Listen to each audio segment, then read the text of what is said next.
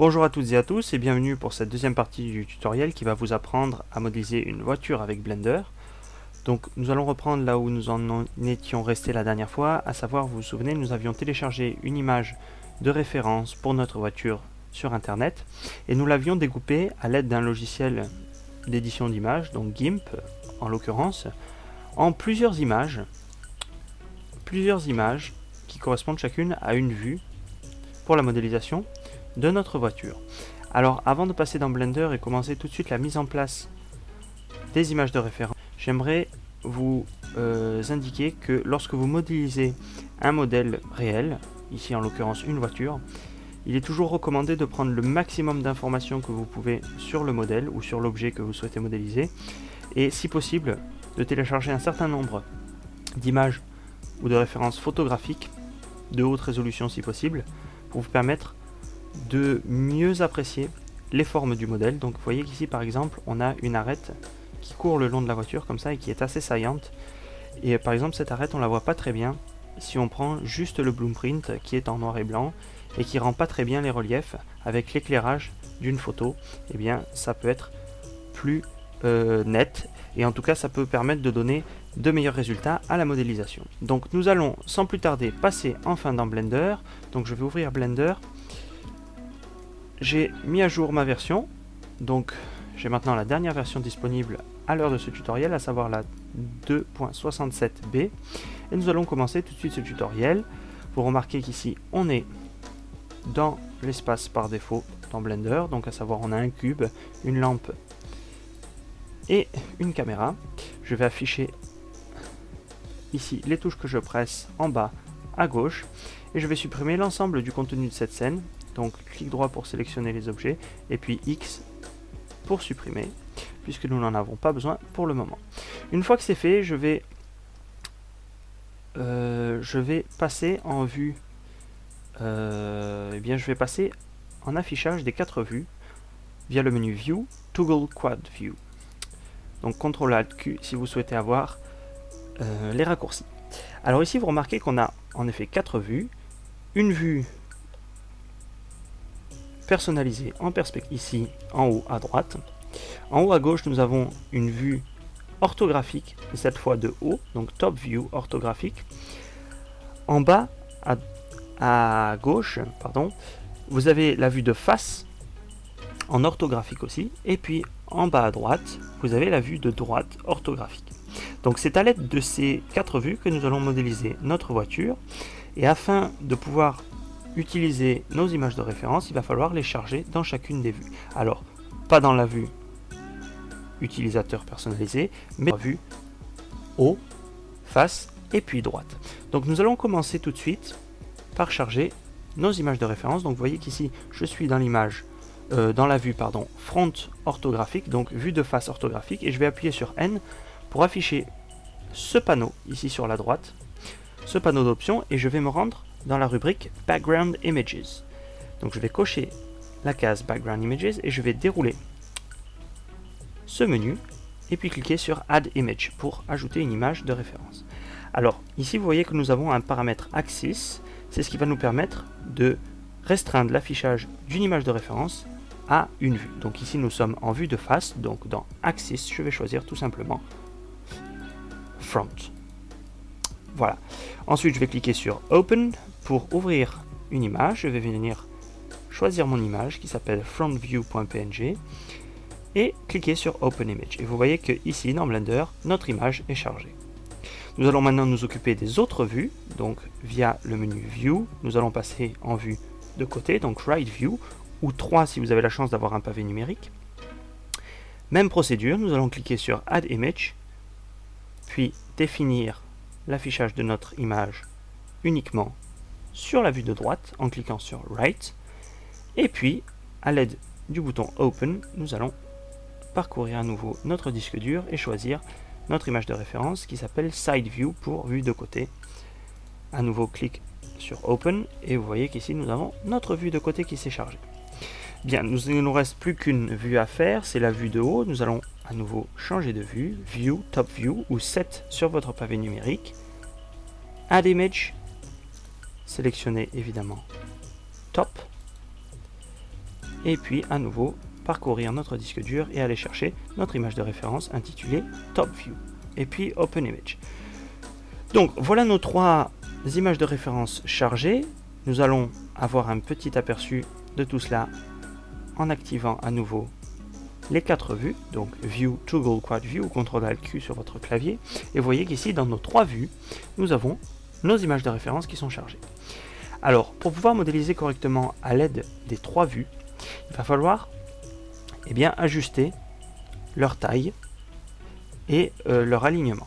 Donc vous voyez qu'ici, au niveau des images, à chaque fois, je me suis pas trop mal débrouillé au niveau de la découpe, et ça a l'air à chaque fois de tomber pile poil au milieu de l'image, donc ça c'est un bon point.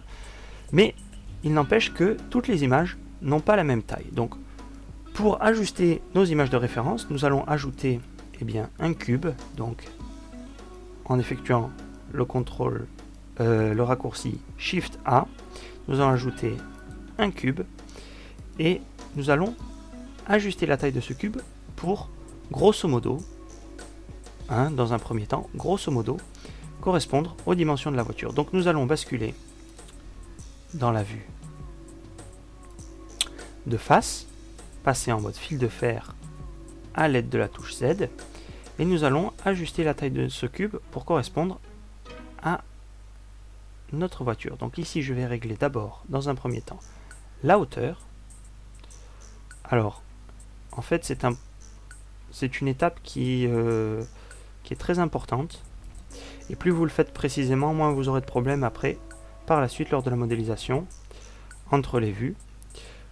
Donc là je vais dire que par exemple la hauteur de ma voiture, elle est à peu près correcte, elle correspond à peu près à la hauteur du cube. Et maintenant je vais ajuster la largeur. Donc pour cela je vais appuyer sur la touche S et puis X pour restreindre la modification à l'axe X tout simplement, et je vais ajuster la taille de ma voiture grosso modo au rétroviseur comme ceci. Ça me semble pas trop mal.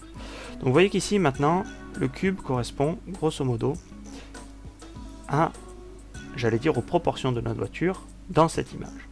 Maintenant si on retourne sur la vue, sur l'affichage des 4 vues, vous remarquez que ici, si je sélectionne mon cube, la hauteur qui correspond en fait à l'axe Z, donc à la flèche bleue, elle ne correspond pas ici dans la vue de côté, puisqu'en fait la hauteur du cube ici sur la vue de côté devrait être la hauteur de notre image. Donc il va falloir modifier ça. Pour cela on va passer en vue de côté et il va falloir agrandir notre image pour que la hauteur de notre cube corresponde à la hauteur de notre voiture. Donc pour ce faire, on se rend à nouveau sur le panneau ici à droite, Background Image, et nous allons ajuster la taille de notre image de côté. Donc Side View, nous cliquons sur le petit triangle pour dérouler ce menu, et nous allons ajuster la taille de notre image via le paramètre Size. Ici vous voyez 5 Size. Donc en réalité il s'agit d'agrandir notre image. Vous voyez ici que si je clique, ça agrandit notre image jusqu'à ce que le cube corresponde à la hauteur. Donc moi j'ai déjà fait cette manip, donc je connais déjà les réglages. Je suis à 11.3 pour les réglages, et vous remarquez ici que notre cube correspond exactement à la hauteur de notre voiture. Donc c'est parfait. À présent nous allons ajuster la longueur de la voiture, donc c'est l'axe Y. Donc, pour ce faire nous allons appuyer sur S et puis Y et agrandir tout simplement notre cube pour qu'il englobe l'intégralité de notre véhicule comme ceci. Ça me semble pas trop mal, voilà. Et nous allons repasser en vue, en 4 vues, et vous remarquez ici que nous avons un problème pour notre vue du haut. Pourquoi? Parce qu'en réalité notre voiture ici, la longueur de notre voiture c'est l'axe Y, notre image n'est pas dans le bon sens, puisqu'en réalité le capot devrait être en bas et le coffre en haut. Or ici le capot est à gauche et le coffre à droite. Donc pour arranger ça, nous allons en fait faire pivoter notre image pour la mettre dans le bon sens. Donc ça ne se fait malheureusement pas dans Blender. Nous allons retourner dans notre explorateur de fichiers, retrouver notre image qui est en fait la top view, et puis à l'aide de votre de votre programme pour afficher les images, vous allez pouvoir faire pivoter votre image. Alors ici, moi je vais la faire pivoter, donc pivoter vers la gauche, comme ceci. Et vous remarquez que maintenant, vous remarquez que maintenant notre image est dans le bon sens. Donc une fois que c'est fait, nous allons retourner dans Blender. Et pour que les modifications s'appliquent, il va falloir recharger notre image. Donc on se rend à nouveau toujours dans le panneau Background Image et dans l'image de haut, donc Top View, nous allons cliquer sur les deux petites flèches en rond ici pour nous permettre de recharger notre image. Et que se passe-t-il? Si on fait attention, notre image s'est remise dans le bon sens. Donc il reste encore un petit peu à ajuster la grandeur de l'image, puisque vous voyez qu'ici par exemple le cube entame un petit peu le coffre et le capot, et que les rétroviseurs sont aussi entamés. Donc même principe, nous allons aller dans le paramètre Size et ajuster la grandeur de notre image pour qu'elle corresponde exactement en tout point à notre cube. Donc une fois que c'est fait, vous allez pouvoir remarquer que nos 4 vues correspondent parfaitement. Et avec nos images de référence qui sont ainsi établies, nous allons pouvoir commencer dès la prochaine vidéo la modélisation de notre voiture. Je vous remercie d'avoir regardé ce tutoriel et je vous dis à très bientôt pour la suite du tutoriel. Ciao!